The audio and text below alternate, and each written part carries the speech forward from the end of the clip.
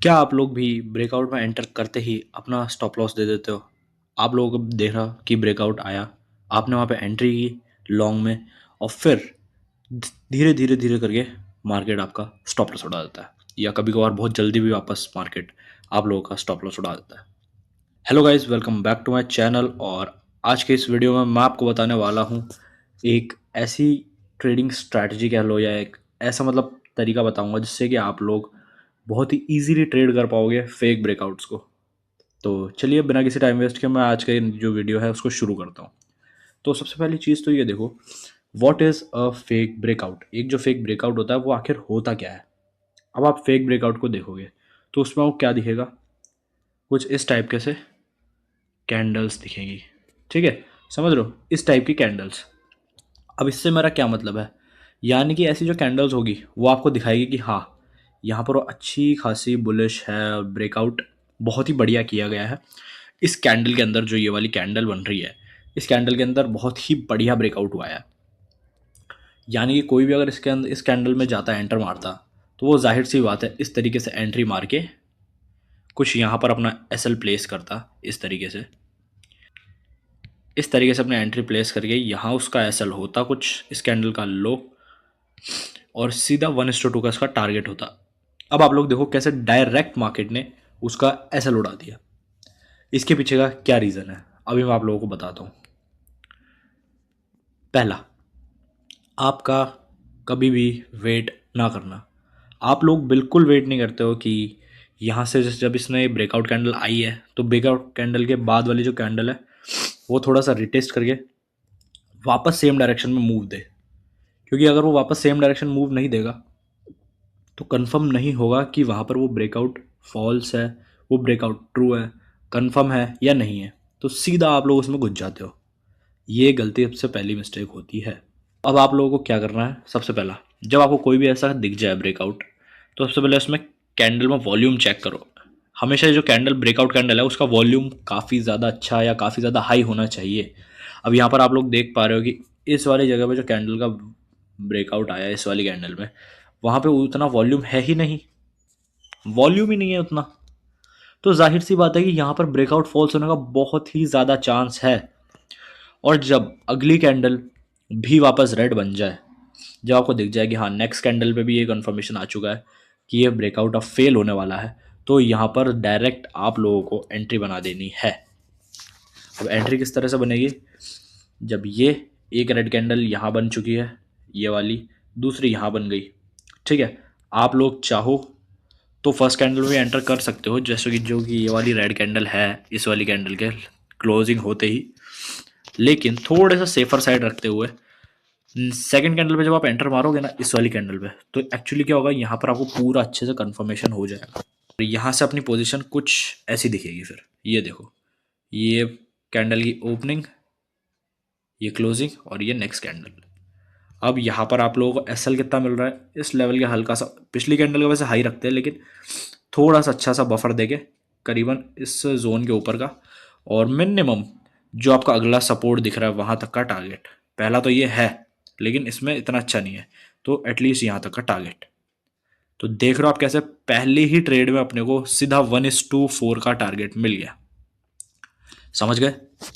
इसी तरीके से मैं आपको और एक दो एग्जांपल्स दिखाता हूँ जिससे आगे आपको पता चले कि कैसे आप एक परफेक्ट फेक ब्रेकआउट को आइडेंटिफाई करके ट्रेड कर सकते हो।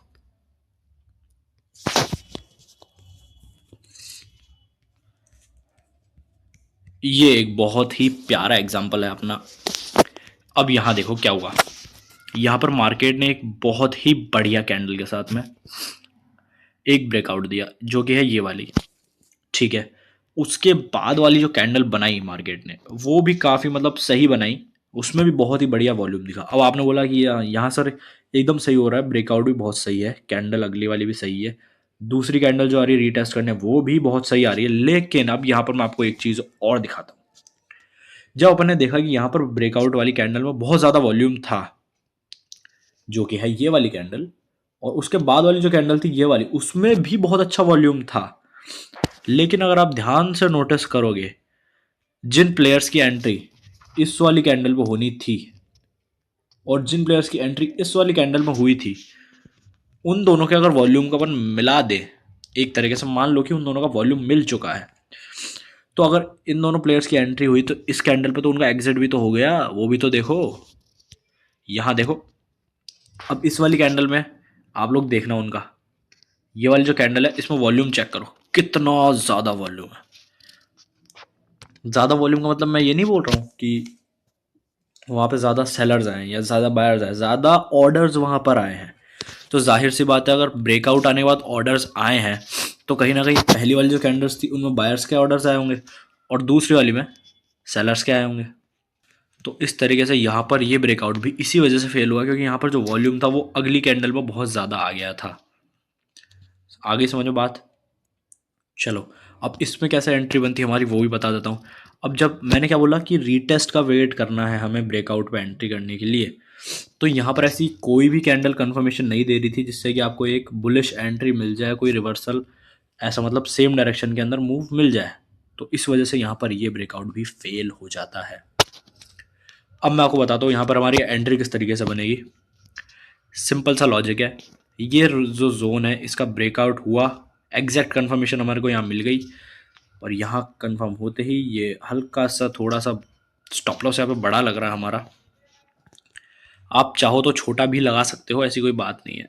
जैसे यहाँ पर मेजर इतना स्टॉप लॉस लग रहा है, थोड़ा सा क्वांटिटी रिस्क साइज में कम कर देना, लेकिन फिर उसी के साथ बड़ा टारगेट भी आता है।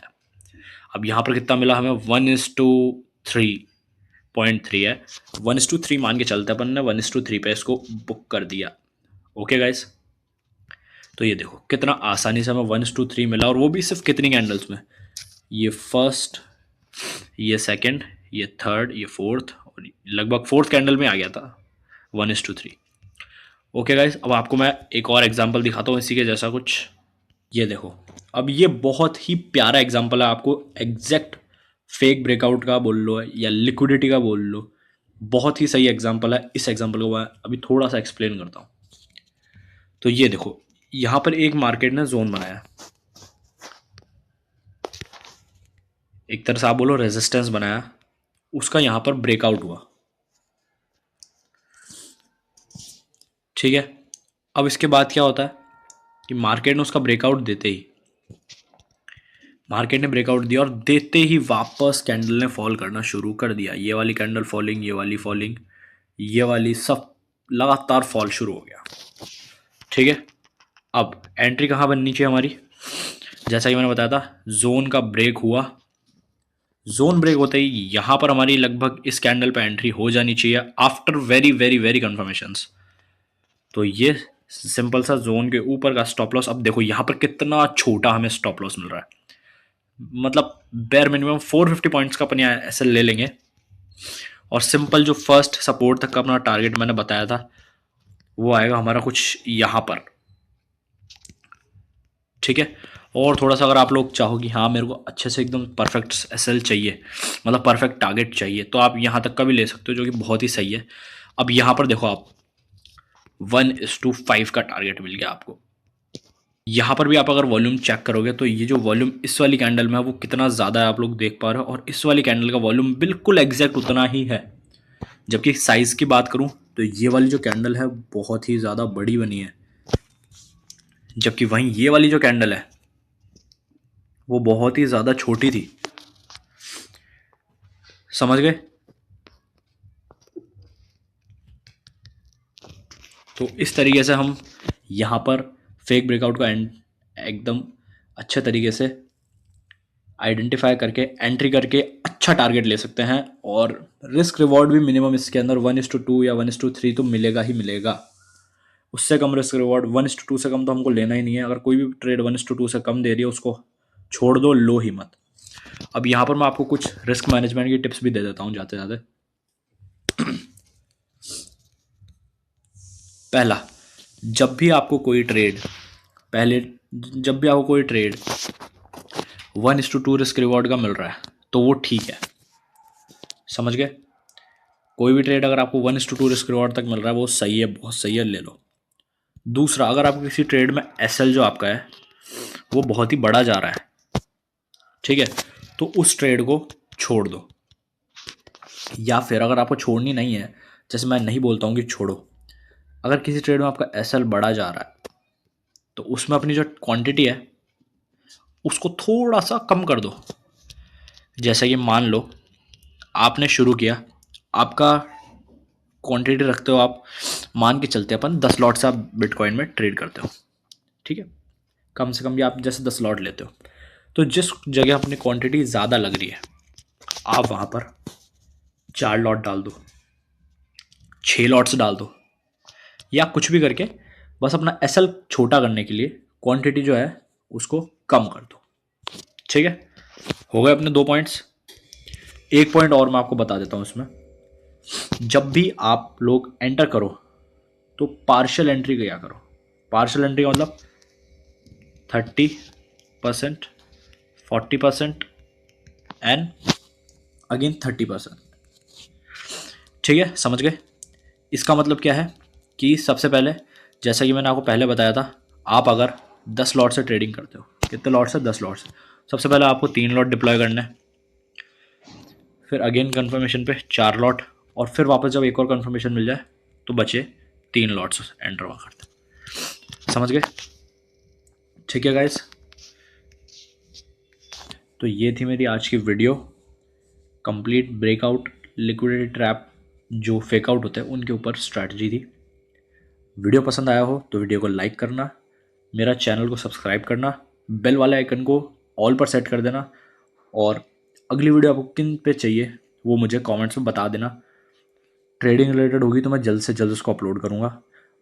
तो ठीक है guys, that's it, this was today's video. Okay guys, keep learning, keep earning, bye bye.